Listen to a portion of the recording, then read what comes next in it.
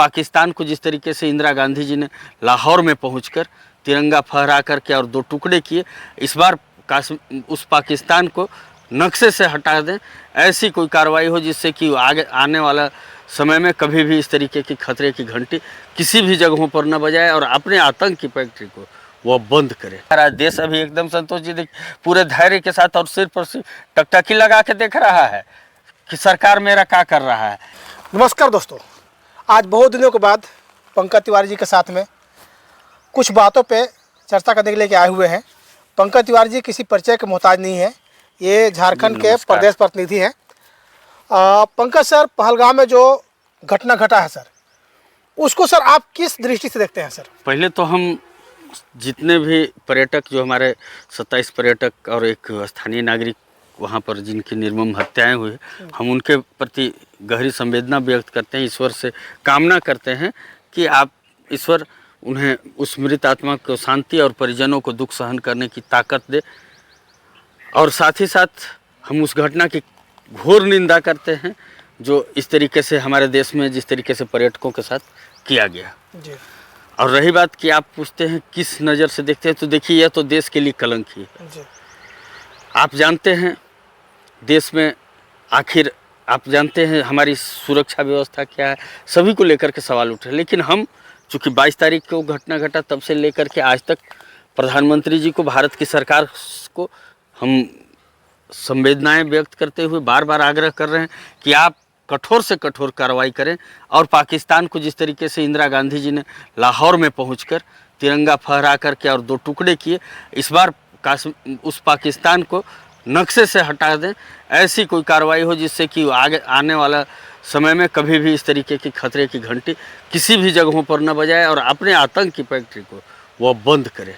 Sir, आप कांग्रेस का प्रदेश प्रतिनिधि है, लेकिन सर जब पहलगाम में जो घटना घटा सर, तो सबसे पहले सर कांग्रेस से ही जवाब मांगा गया था। देखिए, आपको सबसे पहले संतोष जी, इसीलिए मैं उस दिन भी जब मैं कैंडल मार्च या मशाल जुलूस निकाला, उस दिन भी मैं इसी बात को मीडिया के सामने मैंने कहा कि आप हमें इससे न जोड़ें कि यह हम इस्तीफा प्रधानमंत्री जी का मांगे और गृह मंत्री जी से हम इस्तीफा मांगे। देश जिस तरीके से आपने देखा है कि हमारे जननायक प्रतिपक्ष के नेता माननीय राहुल गांधी जी अपने अमेरिका दौरा को बीच में रद्द करके और पहुँचे तो वह कोई चुनावी प्रचार में नहीं गए, वह कश्मीर गए।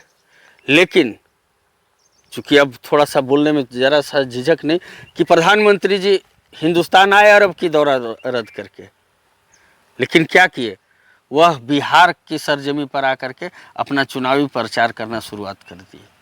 आपने देखा अमित शाह जी जिस तरीके से शहीदों को श्रद्धांजलि देने लाल कारपेट पर पहुंचे थे, क्या वो शोभनीय था? लेकिन अब सवाल तो हम लोग उठाते नहीं, चूँकि आप जानते हैं जिस तरीके से देश में ट्रेंड चल रहा है कि अभी जो भी लोग अगर सरकार से सवाल उठाते हैं तो उसको लोग, जो गोदी मीडिया हैं या उनके जो अंधभक्त हैं, वो सारे के सारे एक साथ लग करके और सिर्फ उसको देशद्रोह बताने लगते हैं।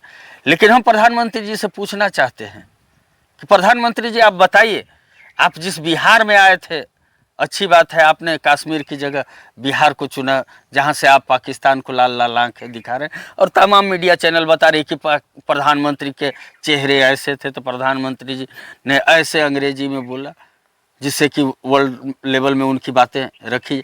तो मैं पूछना चाहता हूँ कि आखिर वही बिहार की सरकार है जो अपने राज्य में एक शराब की बोतल नहीं आने देती है, और आपके देश में ये आतंकवादी आए कैसे, हथियारों से लैस होकर के, और फिर उतने लंबे समय तक घटना करके और फिर गए कैसे? इस पर तो सवाल बनता है। अगर इसके बावजूद अगर आप सिर्फ अपनी राजनीतिक रोटियां सेकने में लगे हैं, तो मैं एक बार फिर प्रधानमंत्री जी से कह देना चाहूँगा और गृह मंत्री जी को, ये प्रधानमंत्री जी और गृह मंत्री जी, आप राजनीति करना छोड़िए इस देश के लिए। अभी यह देश आपसे इंदिरा गांधी की तरह जवाब मांग रहा है।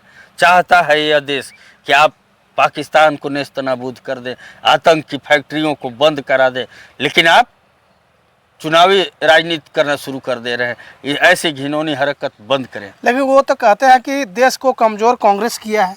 देखिए, ये उनके पास अगर सिर्फ इस स्वाभाविक मामला में अगर राजनीति करना है तो नेहरू जी से पूछें, इंदिरा जी से पूछें, तो अटल जी से पूछें, यही करते करते वो समय बिताते हैं और उनके लोग यही चाहते भी हैं कि वो सिर्फ यही करें। लेकिन देश ही नहीं चाह रहा है। देश अभी एकदम संतोष जी देख पूरे धैर्य के साथ और सिर पर टकटकी लगा के देख रहा है कि सरकार मेरा क्या कर रहा है। लेकिन अगर आप एकरा में आप पिछलका और भी जो घटनाएं 2014 के बाद, ऐसा नहीं कि इनके शासन में कम आतंकी हमले हुए हैं, कम घटनाएं घटी, ऐसी भी कुछ नहीं है।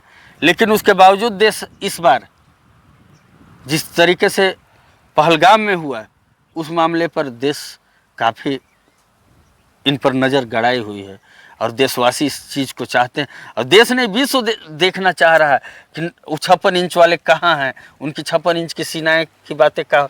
आपसे अगर ऐसा ही लगता है कि आपसे नहीं संभलेगा तो आप सत्ता छोड़ दीजिए और देख लीजिए फिर कांग्रेस सत्ता संभालती है और फिर कैसे पाकिस्तान को क्या जवाब देती है। चूँकि मैंने पुरानी बातों को नहीं, मैं इंदिरा जी की बातों को बता रहा हूँ कि आप उस प्रमाण है आपके पास।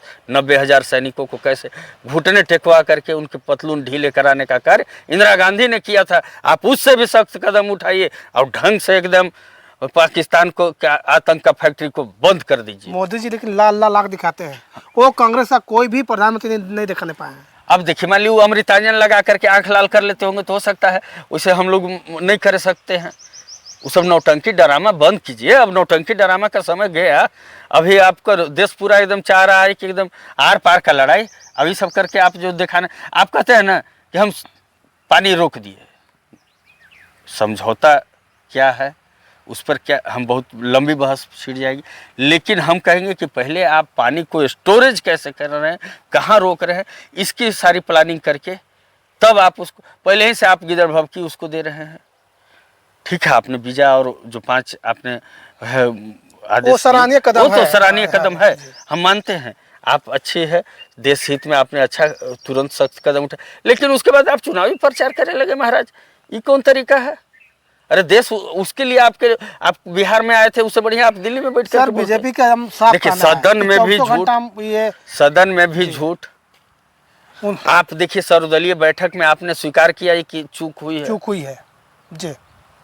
और वहाँ भी आप जो बता रहे हैं, अच्छा ये बताइए, देश की जो सुरक्षा व्यवस्था है, कश्मीर जैसी खूबसूरत वादियों में आपका जो स्थिति है, जब आप जान रहे हैं और फिर वहाँ आखिर एक भी पुलिस जवान नहीं, पुलिस जवान ठीक है, हम उस पर नहीं टिक्का टिप्पणी करना चाहते हैं कि किस जगह पर क्या हो, लेकिन आतंकी किस रास्ते से आए, आतंकी घटना के बाद एकदम शांति से किस रास्ते निकले, फिर आप कर क्या रहे हैं? आपके हाथ में देश का नहीं, आप जो है। अभी जो आप बोले पंकज भैया की सर्वदलीय बैठक में उन्होंने माना कि चूक हुई है, लेकिन ये बात भारत की जनता क्यों नहीं जानना, क्यों उनको पता नहीं है कि सरकार स्वीकार किया कि चूक हुई है? देखिए, सबसे पहले तो आपको बता दें कि जो हालात देश में अभी चल रहे हैं पिछले 1 दशक से, वो निश्चित तौर पर एक झूठों का एक बड़ा, मैंने यूनिवर्सिटी उसको कहिए, इंडस्ट्री कहिए, बना दिया गया है और उनके आईटी सेल भी इसी टाइप के झूठों को सबसे ज़्यादा प्रचारित करते हैं। अच्छी बातों को, अच्छे संस्कारों को, अच्छी सोच को, देश के अच्छे विकास के लिए, देश में अच्छी शांति के लिए, आखिर इस बात सवाल तो एक चीज़ आपको संतोष जी, इसको भी आखिर तो प्रधानमंत्री जी को बताना होगा ना कि इससे पहले आतंकी घटनाएं होती थी, उसमें जात धर्म नहीं पूछा जाता था। लेकिन आपने जो देश में हिंदू मुसलमान का जहर बोया है, तो आतंकी भी उसी का उपयोग क्यों कर रहे हैं? धर्म के पर क्यों आधारित घटनाएं घट रही है? क्या आप सुरक्षित नहीं रख पा रहे हैं देश को? आप आखिर धर्म पर देश को जो बांटना, इंदिरा गांधी जी ने उस समय भी इस सब बातों को लेकर के आगाह किया था, देश को ऐसी स्थिति मत बनाइए जिससे कि देश में, अपने ही देश में और अपने ही लोगों के बीच आपको कटुता पैदा हो और उसका लाभ, इसे घर फूटे तो गंवार लूटे, सुने हैं ना, तुम्हें घर फूटे फोड़िएगा तो गंवार लूटेगा, बोला हल है। बस आतंकी, आखिर संतोष जी इससे पहले कोई एक घटना बताइए जिसमें कि धर्म पर आधारित ऐसा तो कभी नहीं आया था मामला। आतंकी हमला करते थे, बस पर हमला कर दिए, उन्हें कोई मतलब नहीं था कि धर्म के लोग हैं उस बस में कौन से धर्म के लोग हैं, किसको मार रहे हैं, इसका कहीं कोई बात नहीं, वो घटनाएं करते थे। लेकिन इस बार जब धर्म पर आया है तो यह भी एक भारत सरकार को और भारत की जनता को सोचने और समझने की ज़रूरत कि आखिर ऐसी स्थिति क्या बन पड़ी जी कि आपको ये आतंकवाद भी आपको धार्मिक मामलों को लेकर के उकसा रहा है? उकसा रहा है। चलिए पंकज भैया, हम आपसे कुछ और भी मुद्दे पे लेकर के आगे ही बात करते रहेंगे। आप देख रहे थे एसएम मोदी। जी नमस्कार। नमस्कार।